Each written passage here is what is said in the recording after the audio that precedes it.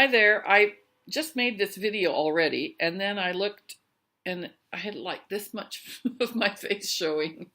And so I don't know. I thought I could see more in the camera. Anyway, starting again.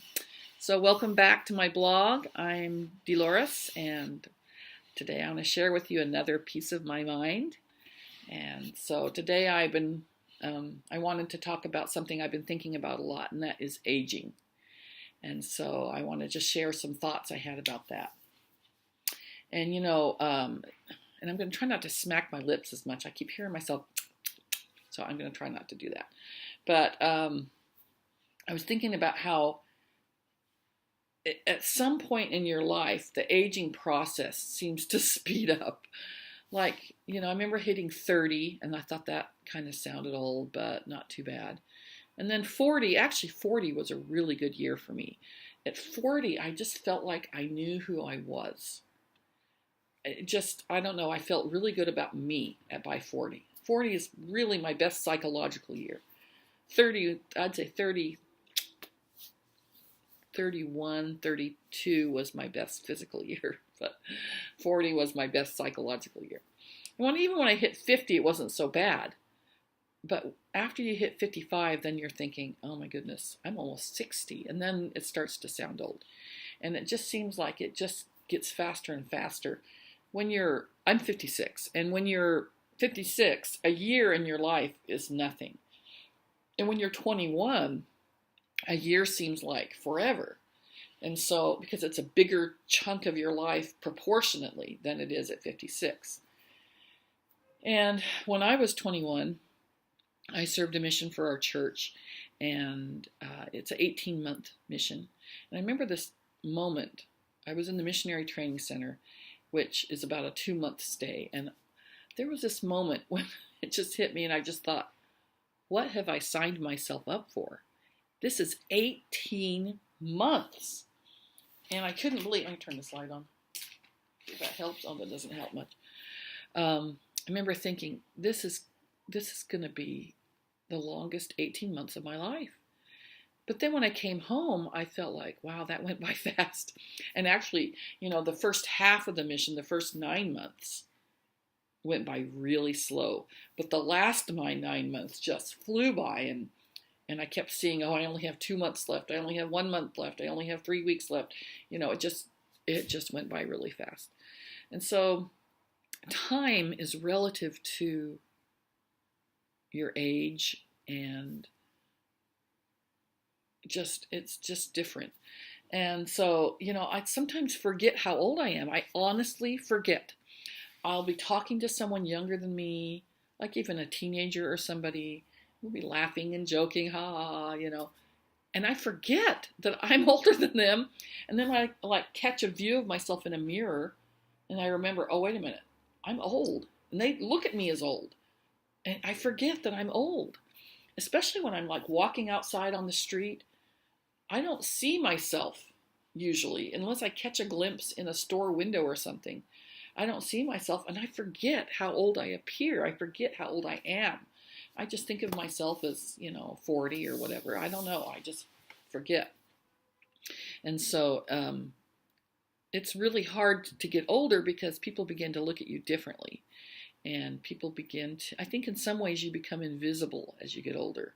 My mother stayed with me for a while, and she was in her early 90s, and she had dementia. And I don't know if it was because of the dementia or if it was because we were both gray-haired. But people didn't really talk to us much, and I felt like we had become invisible. And it was partially because of being old. And I do think partially because of her dementia, people were maybe afraid to talk to her. I don't know, whenever there's someone different, people are afraid. And so, I don't know. So it just gives me appreciation for people older than me who still have a lot to contribute. They still have talents and abilities. But people forget that, And we can come from different cultures. I grew up in the 60s and 70s. And so that culture has affected me. But a little bit. I mean, I wasn't a child of the 60s. I was a child of the 60s, but I didn't live in a 60s kind of culture. And, you know, I wasn't in a family that were hippies or anything like that. So anyway, and so, you know, as I think about aging, I just think, you know, it's really important to remember that people are still who they were. And I often think about that when I'm teaching the youth, like in church or whatever. I often tell myself, you know, you treat them as adults because basically their basic personality is going to be the same in 20 years. Yeah, some things will change, but basically, by and large, you're the same person throughout your life. I mean, you change in little ways, but that 17-year-old, you know, in 10 years is going to be 27, and they're not going to be that much different. And so when you talk to a youth in church, you should treat them with respect. Like, you know, you would never say to an adult in church, Mrs. Brown, we call them Sister Brown, please put away your phone. You know, you would never talk like that to an adult. So with the youth, you should never talk that way. You'd be respectful, and you would say something like, I would kind of treat it like, put your phone away, please, you know, or something, you know, kind of a jokey kind of way, or I would just say it out straight. Okay, please put your phone away because I want you to pay attention. You know, not make a big deal out of it, and or shame them or anything like that.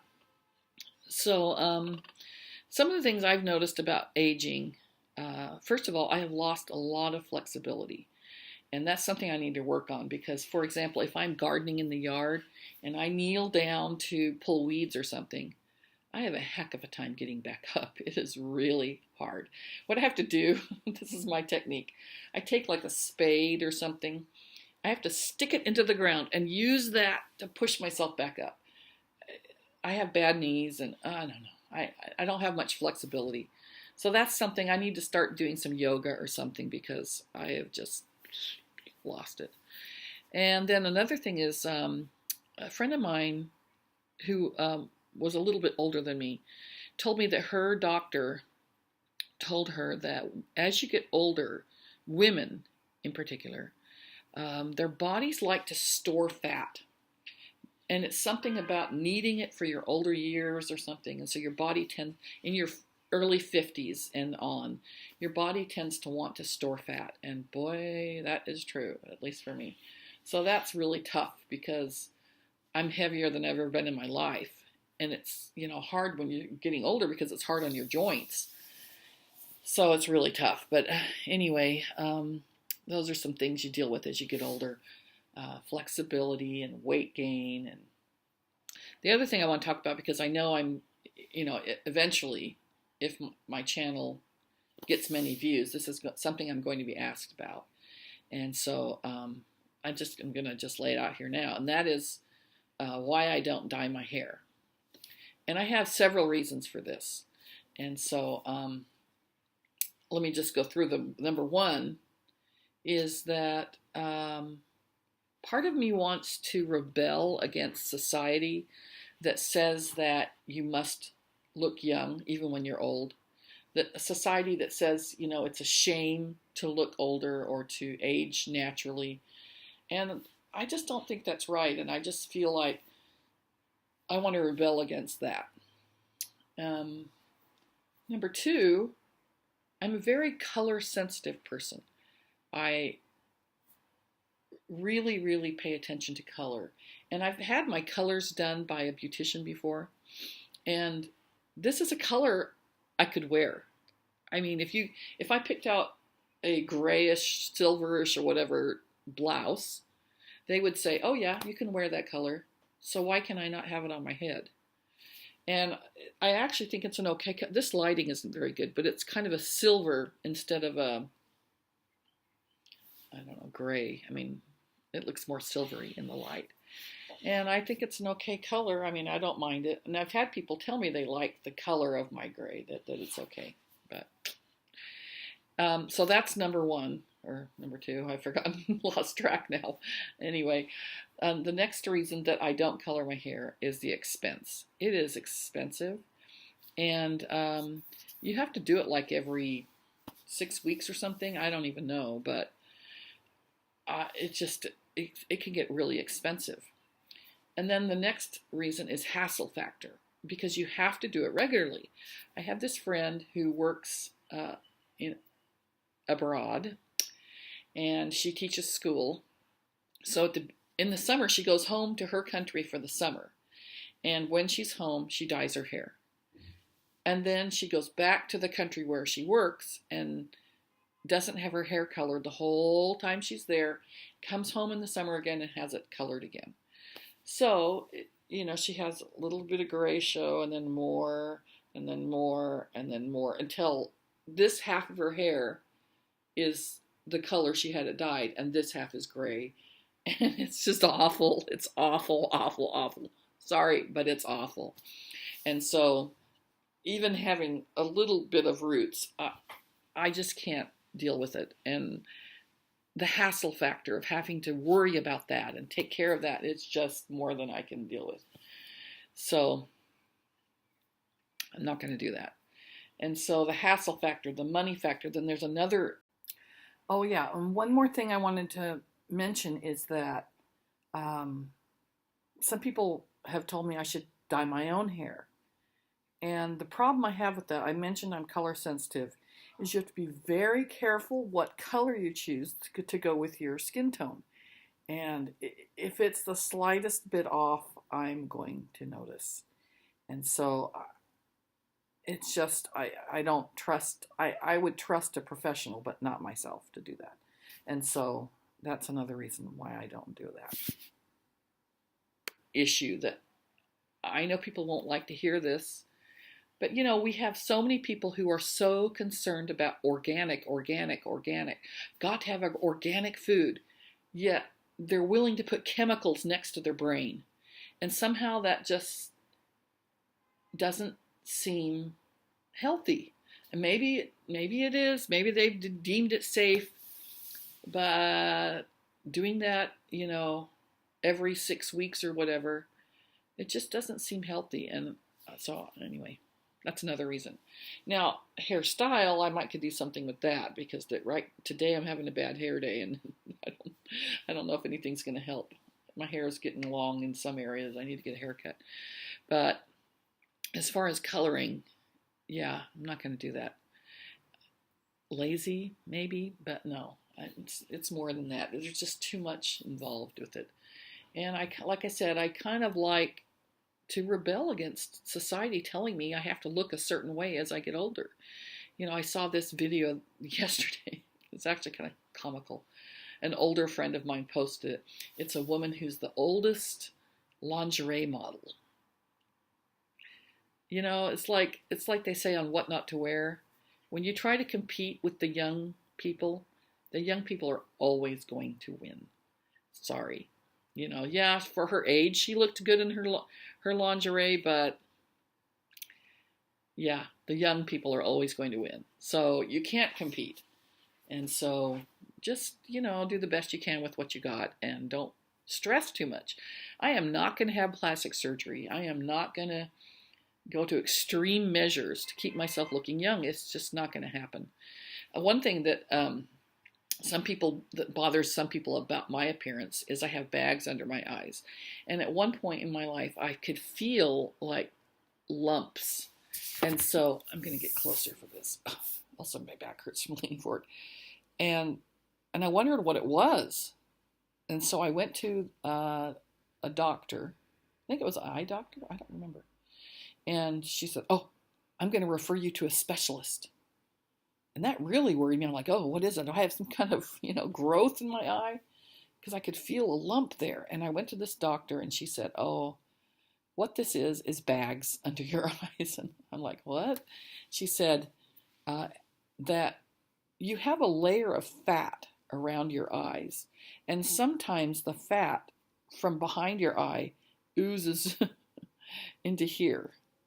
And so she said what she would do is you take your bottom lid and they turn it inside out and make an incision and then pull out the fat and then sew it back up. And that just sounds miserable.